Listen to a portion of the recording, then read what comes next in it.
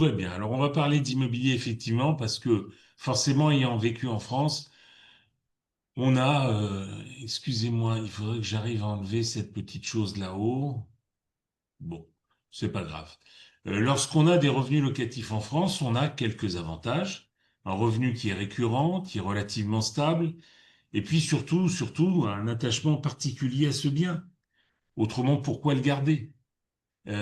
Par contre, en inconvénient, on a un impôt sur le revenu qui est peut-être un petit peu moins important en tant que non-résident qu'en tant que résident, puisque on a un minimum de 20% au premier euro, et dès qu'on dépasse un montant que je n'ai plus en tête, mais qui est indiqué un peu plus loin, on bascule dans une taxation à 30%. 30% de nos revenus, plus 17,2% de prélèvements sociaux, ce qui fait 47,2%. Donc, faut comprendre que quand on garde un bien immobilier en France, on paye la moitié à peu près. Faut pas oublier qu'on paye une taxe foncière qui augmente drastiquement et c'est la seule perfidie que j'aurai ce matin. Actuellement, vous avez des députés, la Chambre des députés, où ils sont pas d'accord, puisque bien sûr elle est éclatée.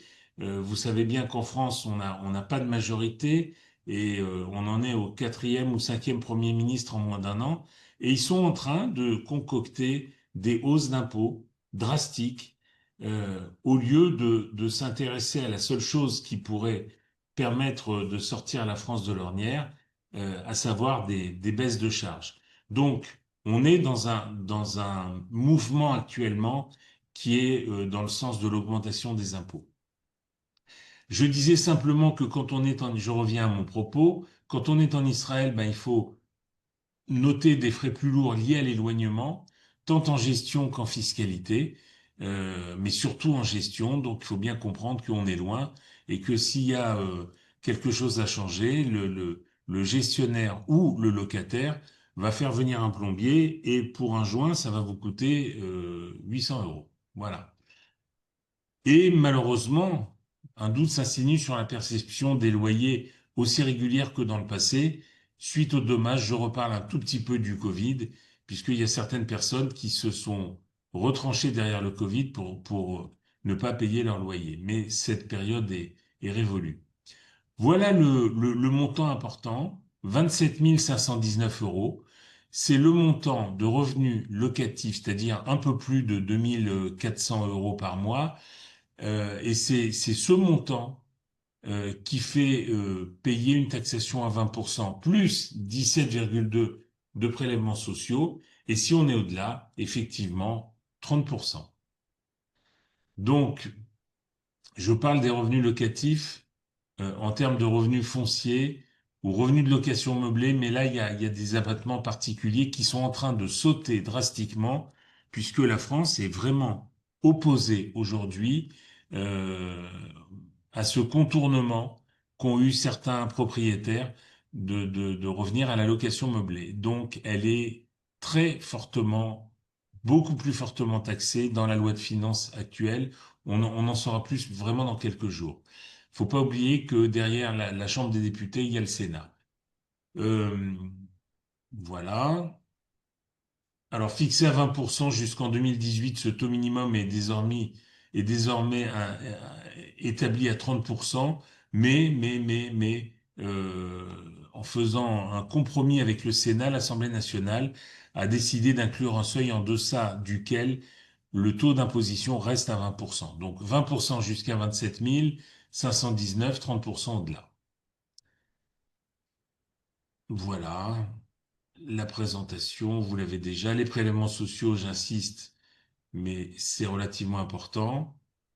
Donc, il y a une exonération, ça c'est très méchant. Il y a une exonération de CSG et de CRDS pour les résidents européens qui vont payer 7,5, euh, et les Suisses. Je ne sais pas pourquoi, mais c'est comme ça. Donc, Europe plus Suisse, on paye 7,5% de CSG CRDS et le reste du monde, on paye 17,2. Encore une fois, ça n'est pas logique, puisque cette différence correspond à une protection sociale, et notamment, on en a parlé la semaine dernière, à la sécurité sociale qui déplace de 17,2 le taux à 7,5, mais uniquement pour les Européens. Et malheureusement, hormis au concours Eurovision de la chanson, ben, Israël n'est pas européen. Voilà. Donc nous, on est à 17,2, clairement. Alors la fiscalité sur la fortune immobilière est importante également. On ne sait pas combien de temps ça va durer, mais l'impôt sur la fortune a été transformé par Emmanuel Macron en impôt sur la fortune immobilière, IFI, qui fait que on a un certain taux à payer sur l'ensemble du patrimoine des résidents fiscaux français en France et le patrimoine, même si on n'est pas en France, le patrimoine immobilier qui se trouve en France. Donc, si on est israélien et qu'on détient encore des biens en France, bien évidemment, au-delà de 1,3 million, on a un impôt supplémentaire en plus de l'impôt foncier et des revenus fonciers qui est l'IFI.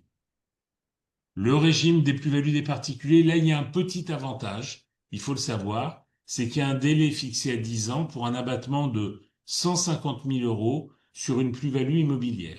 Plus-value immobilière qu'en général, on ne fait pas jouer sur la résidence principale, qui est un cas particulier. Mais si vous avez un bien sur lequel il y a une plus-value, on peut bénéficier d'un abattement par personne de 150 000 euros. Donc pour un couple, ça pourrait atteindre 300 000 euros d'abattement. C'est un petit avantage en termes de plus-value. Donc il y a un calcul à faire pour savoir si je vends certains biens avant de partir ou après être parti. Voilà. Alors, la résidence principale, pour 2000 raisons. Alors moi, je trouve 2000 raisons, mais Georges David Benayoun, notre fiscaliste, lui, il en trouve 10 000. Il n'aime pas qu'on conserve la résidence principale. Euh, ouais, c'est pas moi qui ai écrit ça, Rachel. C'est des choses qui apparaissent sur mon écran, mais apparemment tu les as enlevées. Donc, Georges David Benayoun n'est pas à l'aise pour justement se battre contre Bercy quand Bercy veut expliquer que, ayant conservé votre résidence principale en France, vous êtes toujours résident fiscal français. Exact. Et malheureusement, on est beaucoup à partir, mais on n'arrive pas à couper le cordon complètement. On vend certains biens, mais on est attaché à cette résidence principale.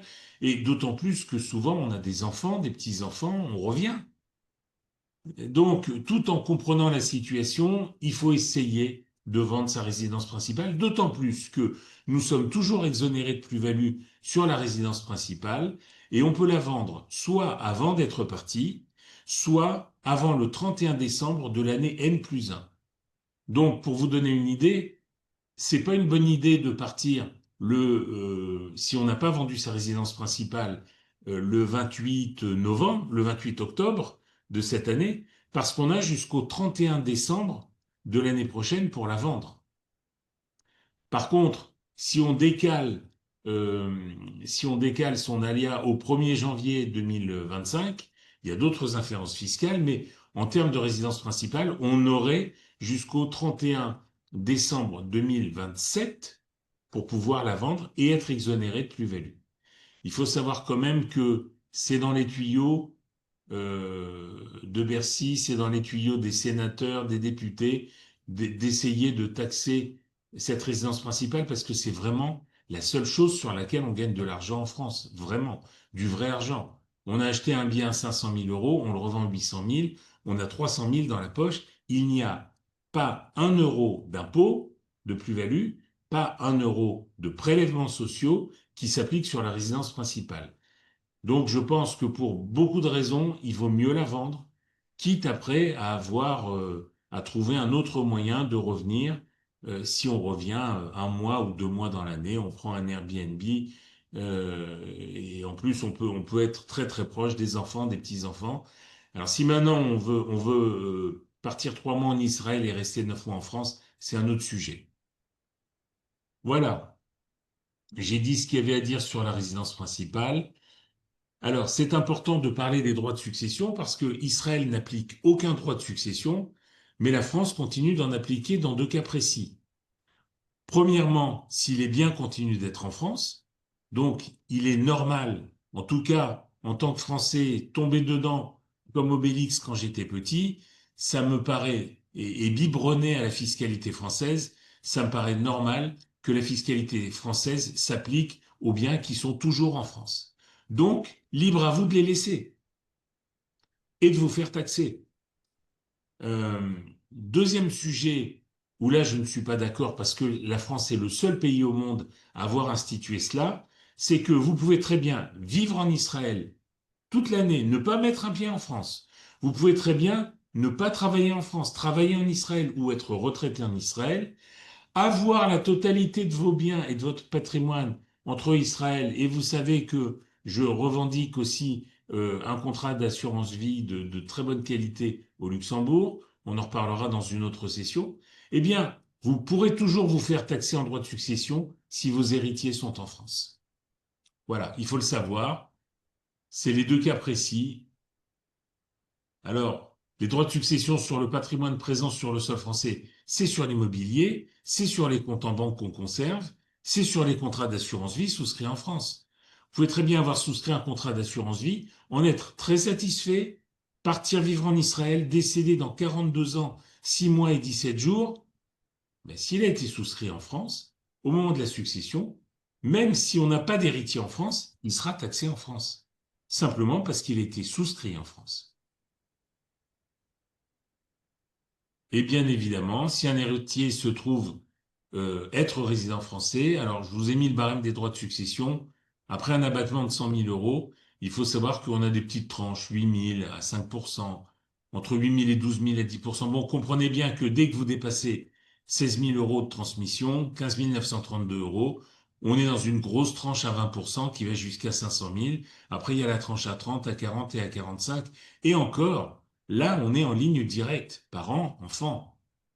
Là, je comprends pas. C'est 100 000 euros d'abattement. Oui, Donc, si j'ai 100 000 euros d'abattement, automatiquement, ce sera 100, à partir de 100 000 qu'on va commencer à déclencher le paiement. Et là, c'est bien 5%. bien À part- sûr, C'est bien bien sûr. excédent pas. Ce serait 108 072 dans ces cas-là. C'est exactement Là, ça. je serais taxé à 5%. C'est D'accord. exactement ça. Par enfant ou par héritier. Par héritier. Euh, voilà. Mais enfin, ça va vite, hein. Quand on a de l'immobilier en France, euh, et notamment sur Paris, 100 000 euros, vous n'avez même pas une chambre de bonne, hein. Faut être clair. Alors, il y a un certain nombre de solutions sur cet immobilier. La première solution, que je ne revendique pas, mais chacun est libre, et en tout cas, j'aurais tout fait pour vous donner l'information, c'est ne rien faire.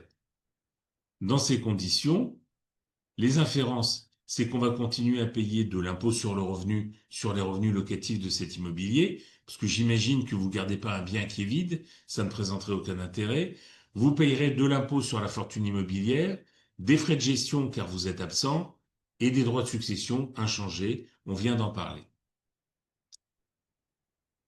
De plus, et comprenez-le bien, il pourrait être délicat de demander à bénéficier des exonérations d'impôts sur les revenus étrangers accordés aux Olim Radachim si l'ensemble des revenus et le cœur économique du patrimoine se trouvent toujours en France. C'est ce qu'on appelle le centre des intérêts économiques. Il y a une solution 2 qui consisterait à vendre le bien aux enfants. Parce qu'encore une fois, vous avez un bien et vous avez des revenus. Donc, à un moment donné, vous pouvez effectivement le donner aux enfants, mais vous vous privez d'un revenu qui peut être important pour vous.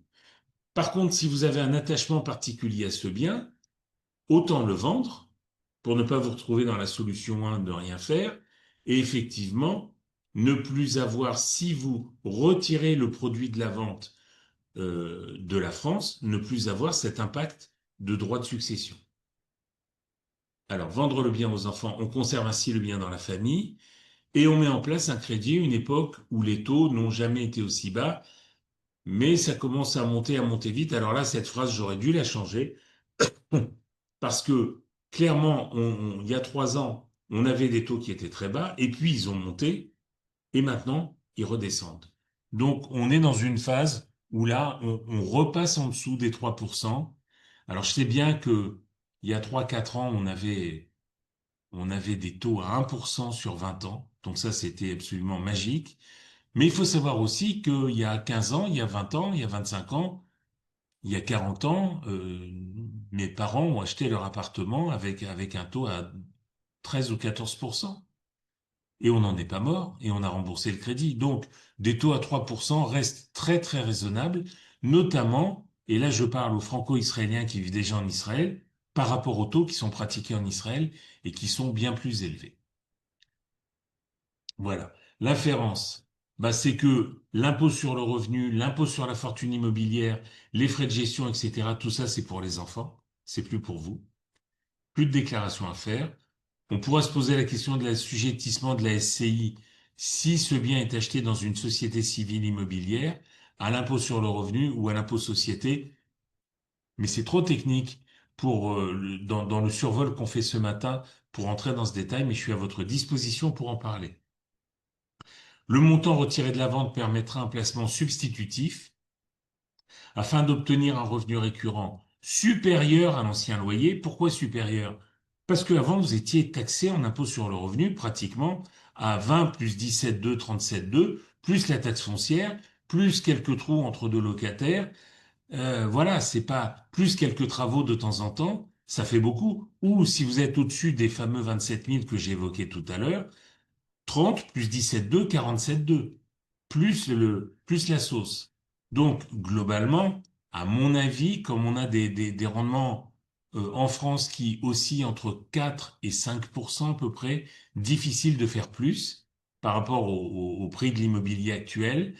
Euh, mais c'est plus qu'en Israël, il faut le noter. En Israël, les taux de rendement locatif sont plutôt de 2,5, 3. Mais là-bas, on avait, en tout cas jusqu'à présent, une plus-value plus importante. Donc, on acceptait un faible revenu locatif contre l'espoir d'une plus-value. En France, on a moins cet espoir de plus-value.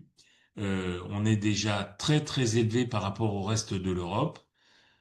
Paris reste toujours, malgré Anne Hidalgo, la plus belle ville du monde, mais pour autant, euh, ça reste très très cher. Et puis, il n'y a pas que Paris en France.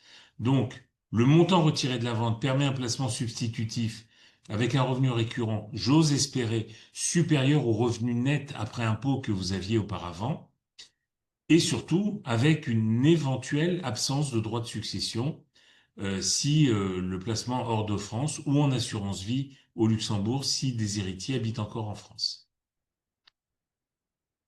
La solution 3, c'est d'apporter le bien à une SCI démembrée. Donc vous dites, non, moi j'ai envie de continuer à percevoir le revenu locatif, mais on va agir cette fois-ci différemment. Qu'est-ce que c'est une SCI, une société civile immobilière? Démembrée, ça veut dire que tout bien quel qu'il soit contient deux parties. Une partie qu'on appelle la nue propriété, à qui appartient le bien, et une partie qui s'appelle l'usufruit, qui sont les revenus ou la jouissance du bien, si on habite dans ce bien. Le meilleur exemple de démembrement, c'est le viager, où vous payez un revenu euh, car vous n'avez pas la jouissance, mais le bien vous appartient déjà. Et vous savez qu'au décès de la personne ou du couple qui habite dans cet appartement, le bien vous appartiendra en propre. Eh bien, on peut essayer de démembrer une SCI en France, et ça pose aucun problème, en faisant un don ou une vente aux enfants qui acquièrent ainsi ou qui détiennent à l'avenir la nue propriété de ce bien. Mais on ne se prive pas des revenus, on est toujours usufruitier. Et si on est deux, monsieur et madame, on met en place un usufruit réversif. Réversif vient de réversion, pour que vous compreniez qu'au premier décès de l'un des deux, le survivant continuera de percevoir les revenus.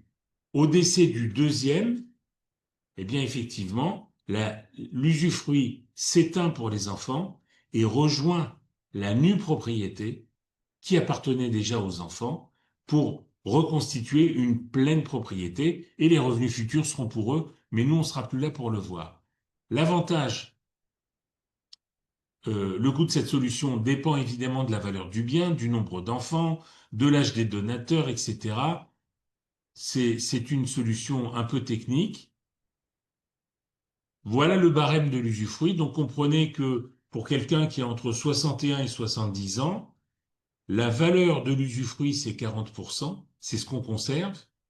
Mais plutôt que de vendre à la totalité du bien ou de donner la totalité du bien, on ne donne que la nue propriété qui est 60%. On peut le faire plus jeune aussi. Et en fait, quand on comprend ce mécanisme, on peut le faire très tôt, à l'acquisition d'un bien. Moi, il n'est pas, sur les 15 dernières années, je n'ai pas j'ai acquis des biens, mais en mettant mes enfants dès le début, en tant que nus propriétaires. Alors, quand vous achetez un bien 200 000 euros et que vous avez 200 000 euros de crédit, eh bien, ça coûte rien. La nue propriété ne coûte rien et il vaut mieux mettre les enfants dès le début, ce qui fait que pendant toute la vie de ce bien, dans un premier temps, je vais rembourser un crédit. Dans un deuxième temps, le crédit sera remboursé, je vais percevoir les revenus, tout à fait normalement, puisque c'est quand même moi qui ai mis en place ce crédit, c'est quand même moi qui me suis engagé, c'est moi qui ai donné une caution auprès de la banque, mais par contre, à mon décès, le bien appartiendra à mes enfants. Donc, soit on fait des donations sur des biens qui sont déjà avancés, et effectivement, ça peut coûter un petit peu d'argent, mais on peut bénéficier de ce 100 000 euros par parent et par enfant, pas seulement en droit de succession, Patrick, lors d'une donation. Et là, ça peut monter très très vite. Les inférences, rapidement, les parents continuent de percevoir les loyers sans différence notoire en cas de vie. Au jour du premier décès d'un des parents, le parent survivant continue de percevoir les loyers. Au jour du deuxième décès, il n'est pas question de succession puisque les parts appartiennent aux enfants en pleine propriété, et ce, même s'ils sont résidents français. Donc comprenez bien que pour vous qui continuez de percevoir les loyers, vous continuez à faire une déclaration, à payer de l'impôt sur le revenu, à payer éventuellement de l'impôt sur la fortune immobilière, à payer des frais de gestion, voilà. Tout est classique. Cette solution n'apporte aucun enrichissement, coûte les frais de donation, mais règle définitivement le problème des droits de succession sur un bien ou deux biens qu'on pourrait faire passer dans ce mécanisme-là. Et ce, quel que soit le lieu de résidence des héritiers. La solution 3, c'est donc la première la solution 2, je vous ai parlé d'une donation à une SCI démembrée, mais on peut aussi vendre aux enfants le bien à une SCI démembrée. Alors, les parts de SCI sont réparties entre les parents qui conservent l'usufruit, les loyers, et les héritiers, souvent les enfants qui détiennent la nue propriété des parts. On n'est pas dans une solution différente d'avant. Mais la seule chose, c'est que on va vendre le bien, on va récupérer un actif qui produira plus de revenus que malheureusement les revenus locatifs, et ces revenus locatifs vont permettre sur les 15 ou 20 ans à venir de payer le crédit. Alors, il y a quand même un coût, c'est les droits d'enregistrement. Parce que cette fois-ci, on enlève ce bien de sa propriété en propre, et je vais parler de moi, on l'enlève d'un bien qui appartient à Stéphane Teboul pour aller dans un bien qui s'appelle SCI du Grand Trianon. Voilà. Euh, Inférence. Les parents vont donc récupérer les loyers au terme du long crédit mis en place pour acquérir le bien dans la SCI. Au jour du premier décès d'un des parents, le parent survivant continue de percevoir les loyers. Ça ne change pas par rapport à la solution 2. Au jour du deuxième décès, pas question de droit de succession. Voilà. Absence de droit de succession, quel que soit le lieu de résidence des héritiers, ou même de vous si vous revenez en France, par exemple, et que la greffe ne fonctionne pas en Israël. Mais le problème est réglé définitivement, puisque la nue propriété appartient aux enfants, soit par donation, soit par vente. Et c'est important, le montant retiré de la vente permettra un placement substitutif qui, je l'espère, apportera plus de revenus récurrents que l'ancien loyer net, net de frais et de taxes, et probablement, selon le choix de ce placement, une absence de droit de succession si ce dernier été réalisé hors de France, ou si malheureusement on a des héritiers en France, ben, il vaut mieux choisir un contrat d'assurance vie au Luxembourg qui apporte des avantages très importants en termes de droits de succession, mais pas que. La solution 4, qui est probablement ma préférée aujourd'hui, parce que il faut reconnaître, je voudrais pas faire trop de politique, mais force est de constater que ça sent le roussi pour les Juifs en France.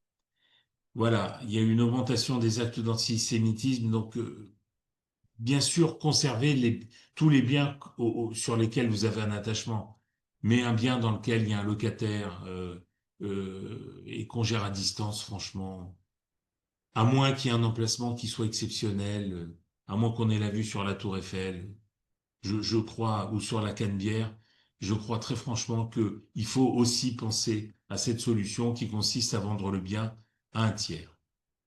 Les inférences, bah, on n'a plus d'impôt sur le revenu, on a coupé le lien, on a vraiment coupé le cordon. On n'a plus d'impôt sur la fortune immobilière, en tout cas sur ce bien. Les solutions de placement substitutif seront évoquées ultérieurement, mais permettront un revenu plus important, récurrent et plus important que l'ancien loyer net des frais divers parce que malheureusement, l'immobilier, c'est la vache à lait de la France. C'est vraiment ce qui apporte le plus de revenus et surtout probablement une absence de droit de succession puisque on n'est pas obligé de vendre son bien et d'aller le placer à la BNP ou au Crédit Agricole en France. Donc, a priori, si on fait une alia, une vraie alia, et une alia, non pas j'ai mon passeport, parce que moi j'ai mon passeport depuis quelques années, mais malheureusement je vis pour le moment toujours en France. Mais une vraie alia où on vit en Israël la plupart du temps. Donc probablement, même si c'est écrit nulle part, plus de 6 mois par an. Voilà. Alors, pour récapituler, si on a des héritiers dont on estime qu'ils seront présents en France au moment du décès, seul le contrat d'assurance vie ou le contrat de capitalisation démembré luxembourgeois permet d'échapper aux droits de succession avec des droits de transmission à zéro ou souvent proches de zéro. Si l'ensemble des héritiers présomptifs est hors de France ou si on souhaite des revenus réguliers, cette fois-ci, on peut choisir une solution qui est une SCPI, Société civile de placement immobilier à l'étranger, où l'immobilier n'est plus géré par vous, et le fait qu'il ne soit plus en France, et vous non plus n'êtes plus en France, bah vous comprenez qu'il n'y a plus d'impôt à payer en France. Donc vous payez un impôt au Royaume-Uni, vous payez un... Alors évidemment, ces SCPI se chargent de payer l'impôt pour vous. Donc vous, vous investissez dans, globalement, une SCPI et fondamentalement, je ne travaille pratiquement qu'avec une seule et les revenus aussi entre 5 et 6% net d'impôts par an. Voilà. Vous investissez et si vous voulez vraiment avoir des revenus récurrents, vous pouvez les avoir. Vous recevez tous les mois un loyer, l'impôt ayant été payé. Alors le bien est acheté par la SCPI, le bien est géré par la SCPI qui encaisse les loyers, qui fait d'éventuels travaux, etc., etc., qui paye l'impôt parce que dans ces SCPI, on répartit le risque sur plusieurs pays. Donc, ils payent en Espagne l'impôt espagnol, en Allemagne l'impôt allemand, en Angleterre l'impôt anglais, au Canada l'impôt canadien, puisqu'ils investissent aussi en dehors d'Europe, et puis ils vous envoient un revenu net qui est aux alentours de 5 à 6% net. Voilà. Donc, je pense que les solutions existent pour ne plus bêtement payer cet impôt en France, sauf si, et je le respecte tout à fait, vous avez encore un attachement particulier à un bien. Voilà, j'en ai fini et je ne développe pas plus la SCPI étrangère. J'ai beaucoup parlé et maintenant, je vous laisse me poser des questions avec grand plaisir.